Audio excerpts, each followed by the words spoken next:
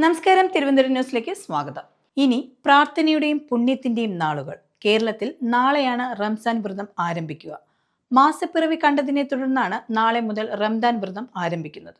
ഇസ്ലാമിക വിശ്വാസപ്രകാരം ഏറ്റവും അനുഗ്രഹീതവും പുണ്യവും ഭക്തി നിർഭരവും ആത്മീയവുമായി വളരെ ഗുണപരവുമായ മാസമാണ് റംദാൻ മാസം. പരിശുദ്ധ ഖുർആൻ അവതരിച്ച മാസം.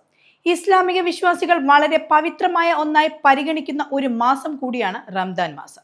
റംസാൻ മാസത്തിലെ പ്രാർത്ഥനകൾക്കും ഖുർആൻ പാരായണത്തിനും സക്കാത്ത് നൽകുന്നതിനും ദാനധർമ്മങ്ങൾക്കും മറ്റു പുണ്യകർമ്മങ്ങൾക്കും കൂടുതൽ പ്രതിഫലം ലഭിക്കുന്നതിനാൽ വിശ്വാസികൾ എല്ലാ സൽക്കർമ്മങ്ങളും ഈ മാസം വളരെ അധികം ചെയ്യുന്നു. മാസപ്പിറവി ദൃശ്യമായതിനാൽ ഗൾഫ് രാജ്യങ്ങളിൽ ഇന്നു മുതൽ റംസാൻ വ്രതം ആരംഭിച്ചു. UAE ഉൾപ്പെടെയുള്ള എല്ലാ രാജ്യങ്ങളിലും ഇത്തവണ ഒരുമിച്ചാണ് റംസാൻ ആരംഭിച്ചിരിക്കുന്നത്. സൗദി അറേബ്യ, ഒമാൻ അടക്കമുള്ള രാജ്യങ്ങളിൽ റംസാൻ മാസത്തിന് തുടക്കം കുറിച്ചുള്ള മാസപ്പിറവി ദൃശ്യമായി. ഇതോടെ അതത് രാജ്യങ്ങളിലെ ബന്ധപ്പെട്ട വിഭാഗങ്ങൾ ഔദ്യോഗിക പ്രഖ്യാപനവും നടത്തി.